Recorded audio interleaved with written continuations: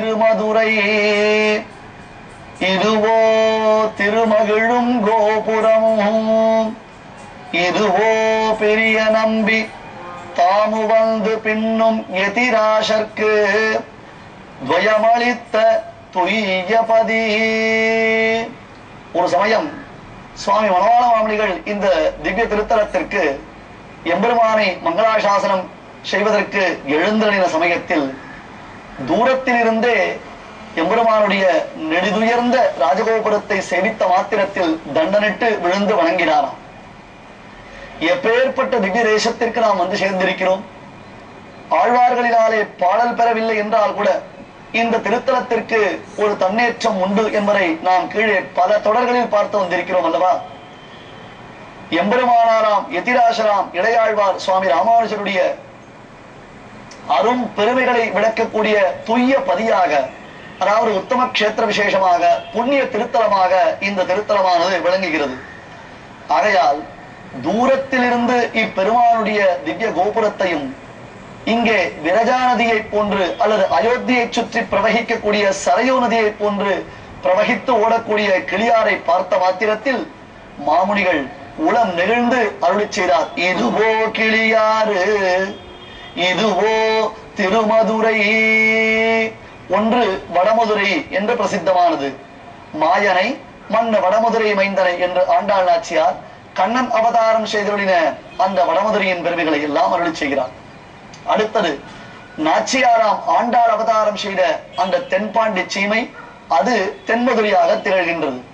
ஆனால் இந்த திருத்தலம் துவயம்படைந்த திருத்தலம், மதுராந்தக திருத்தலம், திருமதுரை என்று ஸ்ரீ எப்பொழுதுமே அது வைஷ்ணவ சம்பிரதாயத்திற்கு ஒரு மிகச்சிறந்த தலைமை இடமாக திகழ்வதனாலே இதற்கு திருமதுரை என்று பெயரிட்டாராம். இதுவோ கிளியாறு இதுவோ திருமதுரை இதுவோ திருமகிழும் கோபுரமும். நாம் அடுத்து சேவிக்கக்கூடிய இடம் பெரிய நம்பிகள் சுவாமி ராமானுஜருக்கு திரு இலச்சினைகளை பிரசாதித்தருளின மகிழ மரம். இந்த இடத்திற்கு வகுளாரண்ய கஷேத்திரம் என்பதாக பெயர். கீழே பார்த்தோமே, ஒரு கால விசேஷத்தில் இங்கே மகிழ மரங்கள் நிறைந்திருந்து மனம் வீசி நிழல் பரப்பி வந்தனவாம். ஏனென்றால் இந்த திருமந்திரம், துவயம், சரமஸ்லோகம் முதலானவைகள் நம்மாழ்வாருடைய திவ்ய பரிமளம் மிக்க திரு வாய்மொழிகளினாலே நமக்கு நன்கு புலனாகும்படியாக விளங்குகிறதென்றோ. அந்த நம்மாழ்வாருக்கு வகுளாபரணன், ஷடகோபன் என்றெல்லாம் திருநாமம் உண்டு. மகிழ்மாலை மார்பினன் என்று நம்மாழ்வாருக்கு பெயருண்டன்றோ. அப்படி நம்மாழ்வாருடைய அடுத்த அவதாரமாக திகழக்கூடிய சுவாமி ராமானுஜருக்கு இந்த திருத்தலத்தில் பெரிய நம்பிகள் திரு விலச்சினைகளை பிரசாதித்து அருளப் போகிறார் என்பதை உணர்ந்துதானோ என்னமோ, புராணத்திலேயே இந்த திருத்தலம் வகுளாரண்ய கஷேத்திர விசேஷமாக விளங்குகிறது. ஆகையால் இதுவோ திருமகிழம். அந்த உயர்ந்த மகிழ மரத்தை இன்றளவும் நாம் சேவிக்கின்றோம். நமக்கும் ராமானுஜருடைய பரிபூர்ண கடாட்சத்தை பெற்றுத்தர வல்லதாக அந்த மகிழ மரம் திகழ்கிறது. ஏன், அந்த மகிழ மரத்தை நாம் நம்மாழ்வாராகவே பாவித்தும் சேவிக்கலாம். இதுவோ திருமகிழும் கோபுரமும். நெடுதுயர்ந்த ராஜகோபுரம் தூரத்தில் இருந்தே நம்மை பார்த்து அழைக்கின்றது. எப்படி ராமன் மிதிலைக்கு செல்லக்கூடியதான கால விசேஷத்தில் ஜனக திருமகளாம் அந்த மகாலட்சுமி தாயார் இந்த திருத்தலத்தில் தான் இருக்கிறார். ராமா, உனக்காக அந்த மகாலட்சுமி காத்துக் கொண்டிருக்கிறாள், நீ வா நீ வா என்று மிதிலையின் நெடுதுயர்ந்த கோபுரங்களில் கட்டப்பட்டிருக்கக்கூடிய துவஜபடங்கள் ராமனை கை நீட்டி அழைத்ததை போன்று நம் ராமபிரானுடைய நெடுதுயர்ந்த ராஜகோபுரத்தை தூரத்திலிருந்து சேவிக்கும் பொழுதே அது நம்மை அழைக்கின்றது. சென்னையிலிருந்து நாம் திருச்சி செல்லும் தேசிய நெடுஞ்சாலையில் சென்னைக்கு மிக அருகில் சுமார் 70 கிலோமீட்டர் தொலைவிலேயே மதுராந்தக திருப்பதி அமைந்திருப்பதை நன்கு சேவிக்கலாம். ஏரிக்கரை மீதாக நெடுஞ்சாலையில் சென்றால் கூட பெருமானுடைய ராஜகோபுரமும் மண்டபங்களும் பிராகாரங்களும் நமக்கு நன்கு தெள்ளத் தெளிவாக சேவையாகும். நம் வாழ்க்கையில் ஒரு முறையாவது இந்த திருத்தலத்தை வந்து தரிசிக்க வேண்டும்.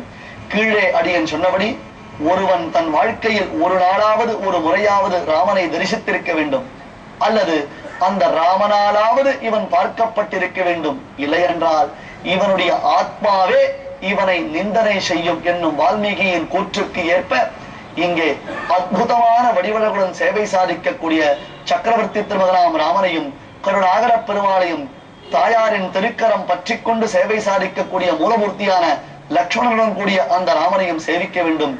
அதை தவிர்த்து மிக முக்கியமாக உலகத்தில் வேறு எங்கும் சேவிக்க முடியாத இல்லறத்தில் இருக்கும் நிலையில் கைகளை குவித்துக் கொண்டு சிஷ்ய லட்சணத்துடன் பெரிய நம்பிகள் உபதேச முத்திரையுடன் சேவையாக கூடிய சுவாமி ராமானுஜருடையும் பெரிய நம்பிகளையும் இந்த திருத்தலத்தில் நாம் கட்டாயம் சேவிக்க வேண்டும். அந்த சேவையினால், அந்த சேவையின் ஆனந்த பரிவாகத்தினால் சுவாமி ஸ்ரீ மணவாள மாமணிகள் அருளி செய்த உத்தமமான பாசுரமாம் இது. இதுவோ பெரிய நம்பி தாம் உவந்து பின்னும் எதிராசர்க்கு துவயமளித்த துய்யபதி. இதுவோ பெரிய நம்பி தாமு வந்து, பெரிய பெருமாளாம் ஸ்ரீ ரங்கநாதனுடைய கட்டளை, தேவப்பெருமாளாம் வரதராஜ பெருமாளுடைய கட்டளை, இந்த இரண்டு கட்டளையும் ஒன்றாக சங்கமித்தது ராமனுடைய சன்னிதானத்தில், ராமனுடைய க்ஷேத்திர விசேஷத்தில். ஏனென்றால் ராமன் தான் சகிருத் பிரபன்ன ஜன சம்ரக்ஷணைக தீட்சிதா என்று போற்றப்படுபவன். சரணாகதி சாஸ்திரம் என்றாலேயே ஸ்ரீமத் ராமாயணத்தை தான் சரணாகதி சாஸ்திரமாக பெரியோர்கள் கொண்டாடி வருகிறார்கள். ராமாயணத்தில் தொட்ட தொட்ட இடந்தோறும் சரணாகதி என்பது விளங்குகிறது. ஸ்ரீ வைஷ்ணவ சம்பிரதாயத்திற்கு மிக முக்கியமானது உயிர் நாடி என்றால் அது சரணாகதி தானே. திருமந்திரம், துவயம், சரமஸ்லோகம் இவை மூன்றுமே ராமச்சந்திரமூர்த்தியினுடைய திவ்யமான சரித்திரத்தின் விவரணங்களினாலே நாம் அறிவதினாலே இங்கே ராமனுடைய சன்னிதானத்தில் சரணாகத தீட்சிதனாக அபயப்பிரதான ராஜராக விளங்கக்கூடிய அந்த ராமனுடைய சன்னிதானத்தில் தான் சுவாமி ஸ்ரீ ராமானுஜருக்கு பெரிய நம்பிகள் மூலமாக பஞ்ச சம்ஸ்காரம் எனப்படக்கூடிய வைஷ்ணவ இலச்சினைகள் அனுகிரகம் செய்யப்பட்டன என்பது எல்லா விதத்திலும் எவ்விதம் பொருத்தமுடையதாக அமைந்திருக்கிறது என்பதை ரசிகர்கள் நாம் நன்கு அனுபவிக்க வேண்டும். எனவே இதுவோ பெரிய நம்பி தாமு வந்து பின்னும் எதிராசருக்கு துவயமளித்த துய்யபதி. துவயம், அந்த துவயமந்திரத்தை அவர் உரைத்து உபதேசம் செய்த துய்யபதி. துய்யபதி என்றால் ராமன் எப்பேற்பட்டவன்? ராமனை சொல்லி ஸ்தோத்திரம் செய்யும் பொழுது பாவன சர்வலோகானாம் தொமேவ ரகுநந்தன புண்ணியஸ்ரவணஹா என்றெல்லாம் வால்மீகி முதலான மகர்ஷிகள் போற்றுவதை போல பரமாத்மா ராமனும் கருணா காக்குஸ்தனும் எழுந்தல் இருக்கக்கூடிய இந்த க்ஷேத்திர விசேஷம் துவயம் விளைந்த திருப்பதி மட்டுமில்லாமல் துய்யபதியாக நம்முடைய பாவங்களை எல்லாம் போயபடியும் புகுதருவான் நின்றனவும் தீயினில் தூஷாகும் என்னும்படியாக முழுவதுமாக அழித்து ஒழிக்கக்கூடிய திவ்ய கஷேத்திரமாக இந்த க்ஷேத்திர விசேஷம் விளங்குகிறது. நாம் இந்த க்ஷேத்திர விசேஷத்தில் பெரிய நம்பிகள் சுவாமி ராமானுஜரம் இளையாழ்வார் எனப்படக்கூடிய அந்த ராமானுஜர் இருவரும் சந்தித்திருக்கக்கூடிய சந்திப்பை தான் அனுபவித்துக் கொண்டு வருகிறோம். வரதன் நியமனத்தினாலே தங்களை அடைவதற்காக ஓடோடி வந்திருக்கக்கூடிய என்னை இந்த இடத்திலேயே தாங்கள் தடுத்தாட்கொள்ள வேண்டும் என்று ராமானுஜர் பிரார்த்திக்கிறார். பெரிய நம்பிகளோ, அப்பா, நான் உன்னை பார்ப்பதற்கு காஞ்சிபுரத்திற்கு தான் வந்து கொண்டிருக்கிறேன். ஆகையால் நாம் இருவரும் சேர்ந்து காஞ்சிபுரத்திற்கே சென்று அந்த இடத்தில் வரதன் சந்நிதியில் உனக்கு நான் திருவிலட்சணைகள் எனப்படக்கூடிய பஞ்ச சம்ஸ்காரங்களை செய்து வைக்கிறேன் என்று சொல்ல, சுவாமி, அனித்யானி ஷரீராணி விபவோ நைவ சாஸ்வதா. இந்த தேகம் என்பது நிலையற்றது. எந்த சமயத்தில் இந்த தேகமானது விழுந்துவிடும் என்பதை யாராலையும் அறிய முடியாது. மிருத்யுதேவன் காத்து கொண்டிருக்கிறான். காலதேவன் ஒரு கணக்கு வைத்து காத்து கொண்டிருக்கிறான். அவன் கணக்கை அறிய முடியாது. அடியேன் ஏற்கனவே ஒரு முறை மிகவும் ஏமாந்து விட்டேன். என் வாழ்க்கையில் ஈடு செய்ய முடியாததான ஒரு இழப்பை நான் சந்தித்து விட்டேன். என் ஆச்சாரியராம் சுவாமி யமுனாச்சாரியர் எனப்படக்கூடிய ஆளவந்தாரை நான் இழந்து விட்டேன். அந்த ஆளவந்தாருக்கும் இது போன்றதொரு இழப்பு உண்டாயிற்று. திருக்குறுகை காவலப்பன் தன்னை வந்து சேவித்து தன்னிடத்தில் யோக ரகசியத்தை உபதேசம் பெற்று செல்லும்படியாக ஆளவந்தாருக்கு குறித்து கொடுத்த அந்த நாள் தவறியதினாலே ஆளவந்தார் தன் ஆச்சாரியரான குறுகை காவலப்பனை இழந்தார். நான் அடியனுடைய ஆச்சாரியரான ஆளவந்தாரை இழந்தேன்.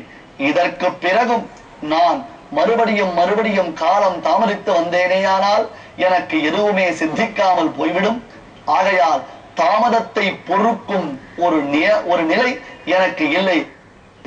என்னுடைய ஆர்த்தி என்றால் எனக்கு இருக்கக்கூடிய வேகம், எனக்கு இருக்கக்கூடிய தாபம், கஷ்டம் சுவாமி தங்கள் திருவடியை ஆசிரயித்தால் அல்லது எனக்கு உஜ்ஜீவனம் உண்டாகாது என்னும் நிலையில் இருக்கக்கூடிய என்னை இனியும் காலம் கடத்தாமல், காலம் தாமதிக்காமல் தாங்கள் உடனேயே செயல் நன்றாக திருத்தி பணிகொள்ள வேண்டும். இதுதான் வரதனுடைய பரிபூர்ண மனோரதம் என்பதாகத்தான் பெரிய நம்பிகளுடைய திருவடிவாரத்தில் சுவாமி ராமானுஜர் விழுந்து படிந்தார். பெரிய நம்பிகள் ராமானுஜரை அப்படியே வாரி எடுத்துக்கொண்டு, இளையாழ்வாரே, உம்முடைய ஆர்த்தியை நாம் பரிபூர்ணமாக உணர்ந்து கொண்டோம். இதோ இங்கே சரணாகர தீட்சிதனான இந்த ராமச்சந்திரமூர்த்தியினுடைய திவ்ய சன்னிதானத்திலேயே உமக்கு திருவிலட்சணைகள் எனப்படக்கூடிய அந்த பஞ்ச சம்ஸ்காரத்தை செய்து வைக்கிறோம் என்று இளையாழ்வாரை அழைத்துச் சென்றார். இங்கே இந்த மதுராந்தக திருப்பதியில் எம்பெருமானுடைய சன்னிதானத்தில் க்ஷேத்திர விருட்சமாக, ஸ்தல விருட்சமாக மகிழமரம் அமைந்திருக்கிறது. அந்த மகிழமரம் தான் சுவாமி நம்மாழ்வாருடைய அபராவதாரம். அந்த மகிழமரத்தின் அடியில்தான் விசேஷமாக பெரிய நம்பிகள் ராமானுஜருக்கு மந்திரங்களை உபதேசம் செய்தருளினார். இனி நாம் மகிழமரத்தின் அடியில் சம்பிரதாயத்தின் செல்வங்களை எல்லாம் அனுபவித்து மகிழலாம். போர்